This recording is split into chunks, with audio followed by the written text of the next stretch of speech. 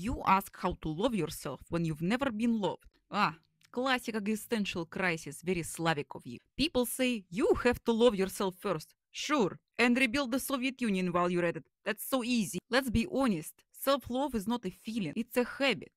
Like brushing teeth or checking if your ex finally looks ugly. You do it daily not because it's fun, but because it feels good. You don't wake up one day and go, I'm the love of my life. No, you wake up, you look in the mirror and say, okay, little disaster, let's try again today. And about being older and not dating, who cares? Half of your married friends are secretly Googling how to fake your own death and move to Portugal. You don't need romance to prove yourself you're lovable. Sure, it helps, but it's not necessary. Just feed yourself, relax, rest, touch grass or snow, whichever is available right now. So, no, loving yourself is not easy, but it is easier than explaining your childhood to a therapist that charges by a minute.